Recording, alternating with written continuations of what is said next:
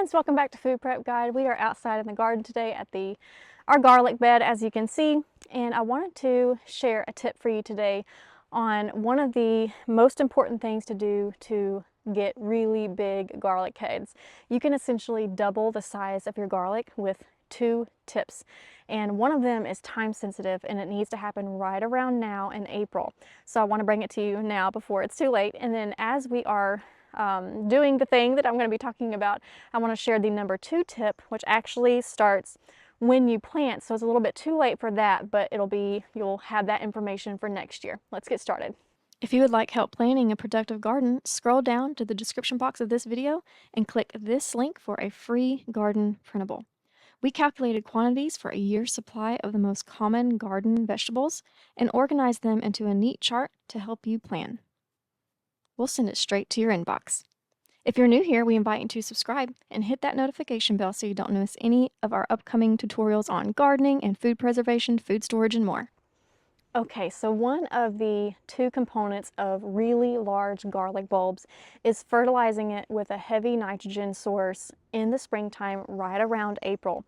What you want to, the time frame that you're looking for is right at the time that the garlic starts bulbing, and we can't really see under the ground of when it starts bulbing, but when it starts bulbing, it is feeding on nitrogen a lot heavier than it has been in the past up until this point. And one of the things that starts happening that lets you know what's going on under the ground, that it needs heavy nitrogen, is that the tips will start yellowing.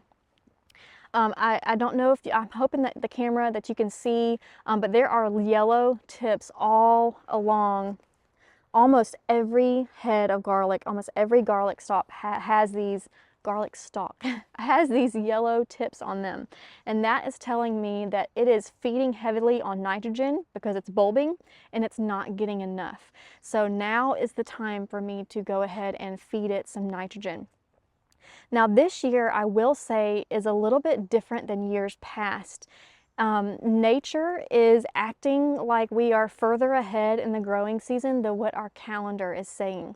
And the reason why I point that out is because normally when I do this, my garlic is only maybe 6 inches tall.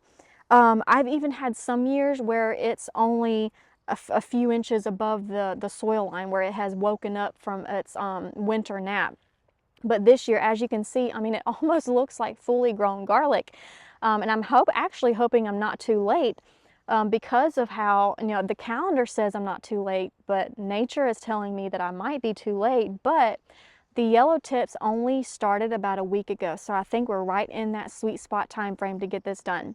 So heavy nitrogen, what are those sources that you can use? There are all sorts of nitrogen sources. You can absolutely go the synthetic fertilizer route and do some like ammonium sulfate or something like that, where your NPK numbers on the fertilizer bag, you want that N number, the first number, to be higher than all the rest. You can use that. We usually fertilize and amend with natural sources, so we're going to be using cotton burr compost. It is one of the most fantastic nitrogen sources that I have come across. I learned about it from my local soil guy, who is extremely knowledgeable, extremely helpful. I'm so blessed to have him in my life, and he introduced me to the cotton burr compost. Now, cotton burr compost is basically compost that's made from the trash left over after cotton is harvested. Now, it's not literal trash. I'm not meaning like plastic and paper and all that. I just mean like the plant chaff and stuff that's left over after harvesting compost, or harvesting cotton, excuse me. That stuff is used to then make cotton burr compost, and it is very heavy in nitrogen. I need to keep an eye on my skies, and that's another tip. It has been sprinkling all day, but we are about to have a very large storm system move through in about an hour, and I'm keeping an eye on the skies. They're looking a little bit questionable, so I need to hurry up. But that's another thing I wanted to mention, is that timing of why I'm doing this right now, because we do have that big storm system moving through, and heavy rains are you want to try to do this fertilizing, feeding nitrogen before a heavy rain, so that all that heavy rain can really start working that nitrogen into the soil fast, because it is a time sensitive thing with garlic. So what I'm going to do, well, I did want to mention some other things. I know cotton burr compost isn't exactly super common something to find like in Tractor Supply or Lowe's or Home Depot or something like that. So what are some other things you can use? Cow manure, horse manure, blood meal is really, really good, high in nitrogen. So just all of those options are great. You're just want to look for a package, something on the package where the N, that first number, is higher than all the rest. So in my garden, I have a bed of leaves that have covered this garlic, and that's how I put my garlic to bed during winter. So garlic goes in, and we have a whole video on planting garlic, and I'll link that in the description box below. But garlic goes into the ground in the fall, around August, late August, early September. So I guess it could be late summer, but it goes into the ground then, and then before you have really, really freezing cold temperatures coming, you want to cover your bed up with something like leaf mulch or straw or composted hay, as long as you know it hasn't been sprayed with any herbicides like Grazon, because that will kill them. But any kind of herbicide or pesticide-free hay or straw, I choose to use leaf mulch. And so the first thing that I need to do is kind of move that out of the way. I'm not super concerned about, I'm not going to actually pick it up and move it out of my bed. It's not that big of a deal if the leaves stay. It's just adding some good, you know, organic matter. But I am just going to go through and push all these leaves out of the way so that I'm getting slapped in the face with all of these garlic stalks. But I'm just going to push it out of the way so that this nitrogen, this cotton burr that I'm about to lay down, can come into direct contact with the soil. So that, I'm just going to go through and get all this leaves pushed away.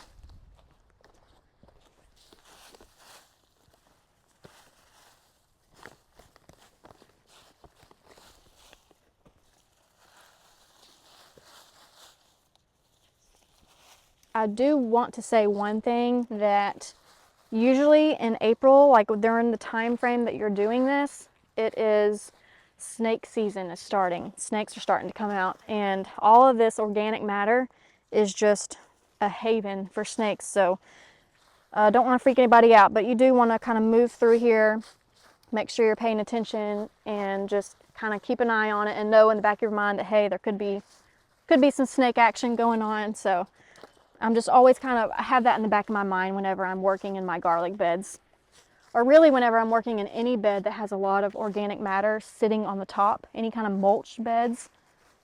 They like to hide under that mulch.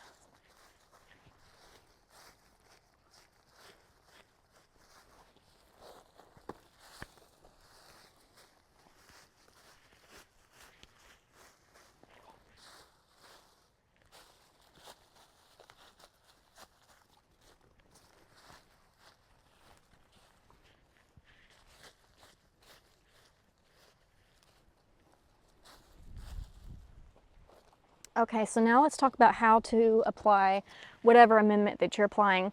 All we need to do is top dress, and what that means is just putting the amendment onto the top of the soil. We don't have to dig it in. The heavy rains that I said are coming, those are going to help me. Those are going to take care of getting it all, you know, soaked down into the soil. So it's not something that we need to dig in. Of course, that would be counterintuitive with garlic. We don't want to disturb the bulbs. So top dressing is really our only option when it comes to amending or fertilizing garlic. But thankfully that's all that's needed anyway. Just a little top dress. As far as quantities, how much, I'm going to be doing 2 to 3 inches of top dress. That's generally the recommended amount. If you're going to be using a synthetic fertilizer, it might be different because it's more concentrated. So you definitely want to go by the instructions on your package. For this, I'm just going to do a 2 to 3 inch layer, and this storm is really about to be coming, so I need to hurry it on up.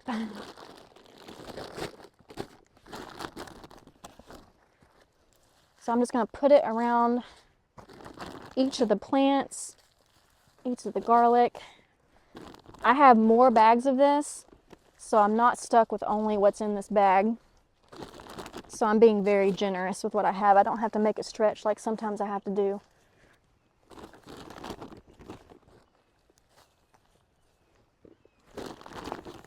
But I'm just going to be putting a 2 to 3 inch layer down all the way down the bed.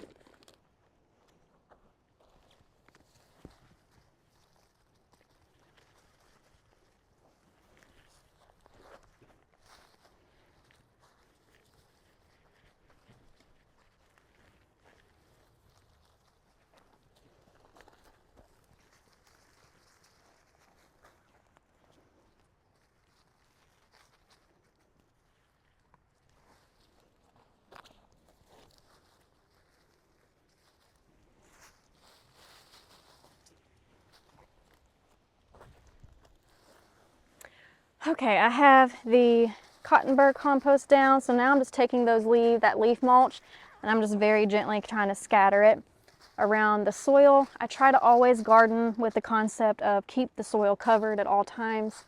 It just seems to be the natural way of things. When you go and look out at vegetation growing out in the wild, the soil is covered with something in general. So I think it's just a good way to retain moisture, retain nutrients, help prevent soil erosion, things like that.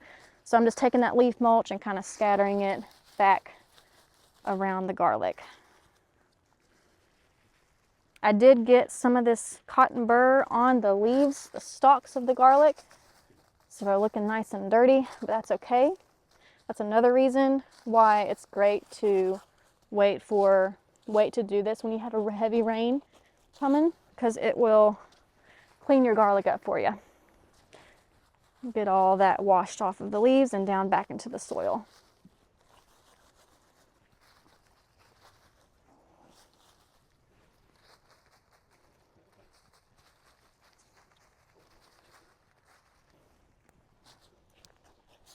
Okay, that's about it.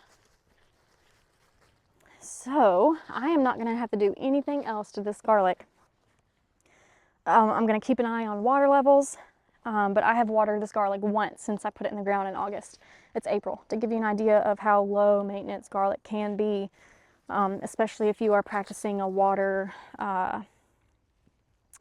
what's the word I'm looking for? Something that retains water, meaning you're using mulch, something that helps keep the soil moist so that you don't have to water it quite as much.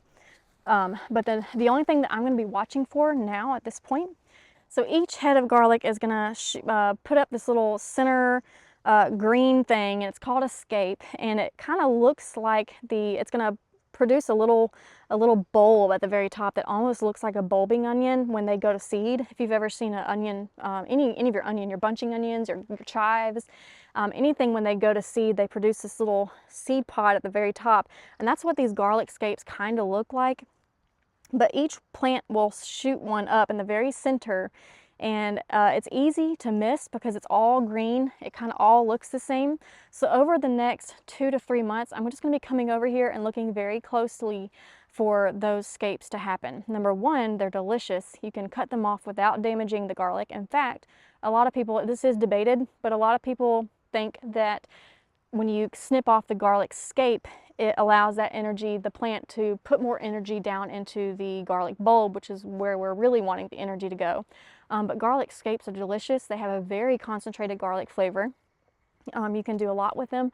You can make pesto with them. You can chop them up and use them like in place of chives or something like that. Really good, sprinkled on top of a baked potato. But anyway, that's what I'm going to be looking for, because once that happens, the garlic is going to be ready to harvest in just a few weeks. About 2 to 3 weeks after the garlic scape shoots up, it's going to be ready to harvest. I think in different climates, in different growing zones, it might be longer. I'm not 100% sure on that, so you're going to want to research that. I'm in zone 7B, technically 8A, with the changes that happened recently, and I know that 2 to 3 weeks after I see that garlic scape, it's going to be time to harvest. But I think in some places it might be more like a month. Another thing to note is that not all garlic varieties put out scapes. So that's something that you're going to want to check into as well. In the very beginning of this video, I said that there are 2 points that really help you grow bigger garlic. And one of them happens at planting time. And that is choosing only the largest garlic bulbs to plant. Only the largest garlic cloves, I should say, to plant. When you are either using your own garlic, using grocery store garlic, purchasing seed garlic, you will normally have, at least for my gardening experience, I always have more than I actually need. And so I'm able to only choose the largest cloves to go in the ground. It is absolutely true that the largest cloves produce the largest bulbs. Absolutely true. You combine that tip at planting with this tip of fertilizing with heavy nitrogen in the spring, right around April, when they're going to be starting to bulb, then you have the formula for very large garlic heads, which is what we want. Okay, y'all, I hope this is helpful to you. If you want to check out that video on how to plant garlic, we talk about the 2 different varieties. We talk about how to plant them, how to amend your soil for planting, when to plant them, all of that. That'll be linked or on the screen somewhere right around here, and hope that's helpful to y'all. We'll see y'all next time. Bye.